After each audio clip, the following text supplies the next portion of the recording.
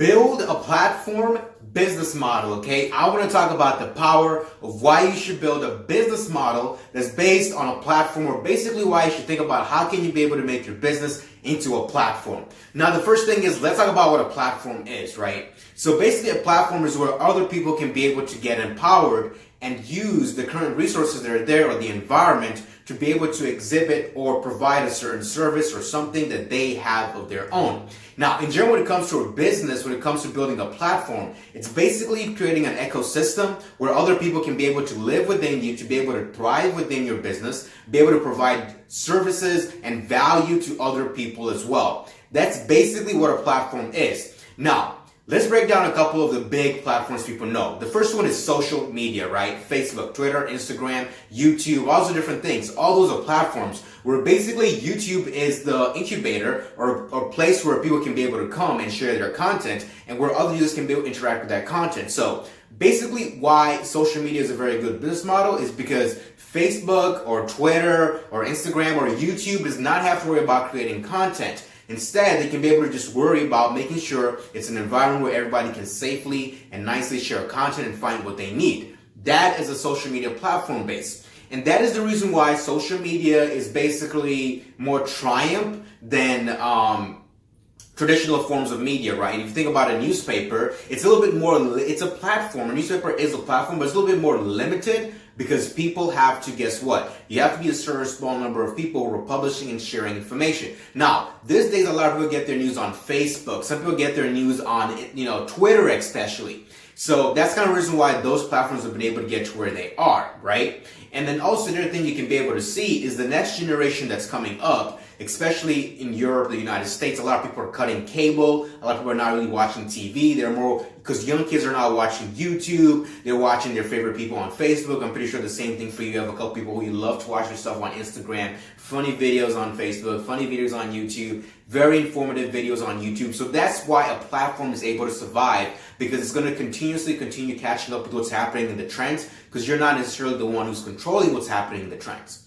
Now, the other kind of platform is an e-commerce, right? Let's talk about the big giants, right? Amazon, Alibaba, eBay, for example, Jumia in Africa. So those are different e-commerce platforms where basically it's where, different shoppers and sellers can be able to come and meet each other. And the beauty about this is because those platforms are able to have lots of inventory. That is the big advantage of becoming an e-commerce platform compared to being just a one-person shop. That means you have a limited number of inventory, you have a limited number of products you can sell, so that means a limited number of people who can come and buy from you. And also when you run out of stock, it kind of almost stops your business. So when it comes to platform, you're able to kind of have different sellers from around the world. For Alibaba, for example, and Amazon is mostly Europe and the United States. Jumia is mostly Africa and stuff like that. So you're able to have different people selling on your platform, meaning they can be able to provide more products, and you can be able to just make sure that the environment is safe, make sure people are not getting ripped off, and just be kind of the person who's making sure things are good and ready to go. Now, the platform business model is being used on other different arenas around the world, right? Now, if you think about Walmart, for example, right? Walmart is a platform, okay? Walmart is not necessarily, every product in Walmart is not their product. Walmart is a big platform where people, different companies come and put their products on the shelves, and then different people are able to come there and buy them. So that's kind of what a platform is. And that's why these big companies have been able to survive for a very long time and why they're still profitable to this day. So now, the reason why I'm telling you, you need to think about having a business model that's based on a platform structure is because that's what's going to help you be able to survive, okay? Because the biggest thing is this, a company's lifetime, okay?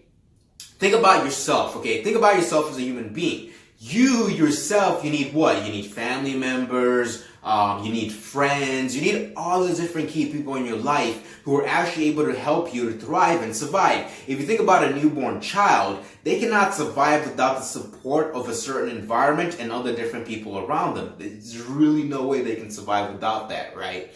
And that's why it's very important for you to think about that kind of model when it comes to your business. You want to create a business where if a person comes to your platform, you don't always have to necessarily be the first person in contact they come to for them to get a service. They can be able to meet another certain way of getting a service and value within your ecosystem that can be able to help them survive and thrive from day one. So that's why it's usually like if your business requires a long manual when a person gets it, other than if you're assembling chairs or something. But in general, if your app needs like some crazy instructions and you have to be there providing the customer support on the phone and you don't have a good environment for people to come in, then that's not really a good platform. Because the platform does not necessarily have to be a social media. It doesn't have to necessarily be, let's think about it doesn't have to be an e-commerce kind of travel platform. It just has to be an ecosystem where that other people are able to provide value to other people. Now think about this for a second. Facebook support, right? Facebook is a huge company and they can't really support each and every individual, but they've created a forum type of platform where people are able to support each other on different issues they have. And a lot of companies have been able to adapt the same method. So that might be something you might be able to use for your company.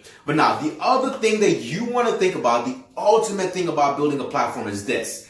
You are able to dominate in the market sector. Your competitors are working within you. Think about Amazon, for example, right? They started off by what? Selling books, and now they're selling everything, right? But how did they get to that stage? At first, they started off by selling one individual product. So that may be the same phase for you in your business right now. It's not necessarily you thinking about building an e-commerce, but if you're providing a certain service in a certain market sector, you're providing one line of method, you and the customer.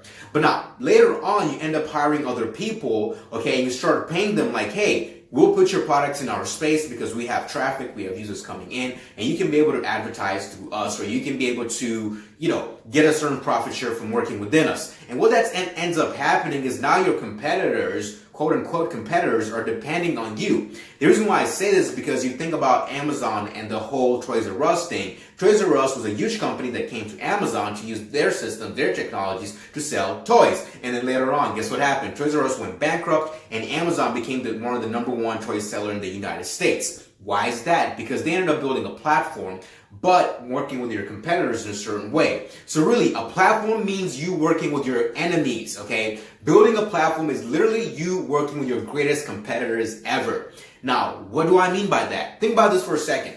Would Facebook be able to survive without you, without me, without people posting? Would YouTube be able to survive without people creating content? Okay, think about the top Instagram influencers you can think in your mind right now. Would they be able to survive without them? Of course not. So in turn, in a certain way, those guys are their competitors, because if those guys left, they wouldn't be able to survive. But now at the same time, if those guys left, they can't survive without Instagram. Do you get to see what I'm trying to say here? It's the same thing for Amazon. As much as different companies are thinking about, man, if I could be able to leave Amazon and go do my own thing, I can be able to get higher commission rates, I can be able to do whatever. All those different things are awesome. But at the end of the day, if I leave Amazon, my sales are going to plummet as well. And the same thing, if Amazon, those people selling the different products on Amazon leave, they're going to have a hard time being able to sustain. So that's why building a platform is literally you working with your frenemies. Okay, that's a better way to put it. They're your competitors, and at the same time, they're your best friends.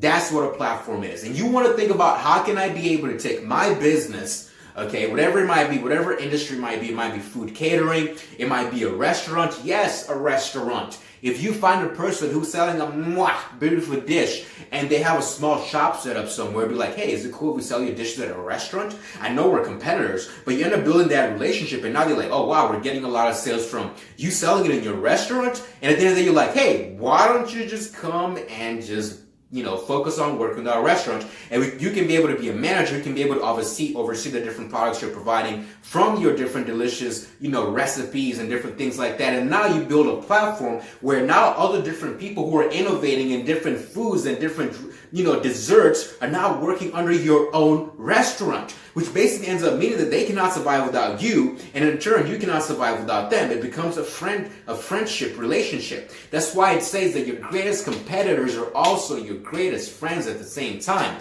Because, what is that saying?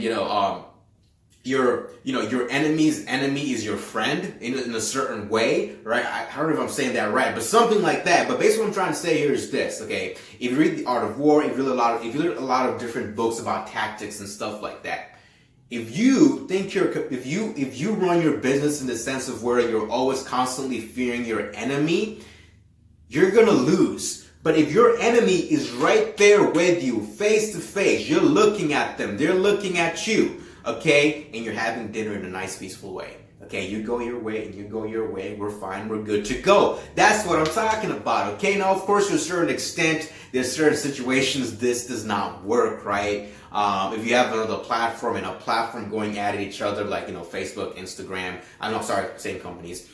Twitter and Facebook going at each other. Of course, there's certain features they're okay with each other, but are still competitors if you think about it, right? YouTube as well. Like, for example, right now on WhatsApp, you can be able to now play YouTube videos directly from the actual WhatsApp now instead of you having to open up YouTube. So that means they have to work with the YouTube API system. So still, certain competitors that are platform based are still working with each other because they know the value of being able to work with your greatest competitors. So that's kind of what I'm talking about here, okay? You want to start off by first providing a service. You want to be good at what you provide. And then you want to find a way to being able to create an environment where your competitors can be able to work within you and create and innovate and provide good services to the larger base of your customers, right? And then from there, you want to be able to pull them in now. You first work with them, then you pull them in and tell them like, hey, why don't you just come and work with us full time? Just work under our platform. Because you think about a lot of the different people who are Instagram influencers or comedians and stuff like that. They try to do their own things at first. They try their own different shows by themselves, and then later on they find out they can be able to grow on Instagram. And now Instagram is really supporting them and providing an environment where they can be able to even generate money and different things like that. Especially on Facebook, they just launched the creative video, whatever. I forgot what it's called, but Facebook is basically doing a thing where now those creators can be able to make money as well. So that's kind of what I'm talking about. And the reason why this video is a little bit longer is because I had to kind of break down in different scenarios, in different business models, because building a platform, you don't just want to think about, oh, that's just social media. That's just e-commerce. That's just, Walmart or whatever. No, building a platform can apply to most business models, okay? You want to think about how can you be a platform? Start asking yourself that question today, and you will be able to build a business that can be able to last for decades. Because let me tell you something, the reason why nations, okay, think about this for a second, okay? The reason why nations are able to last for decades is because they've built a platform. Plain and simple, they have built a platform. America is a platform.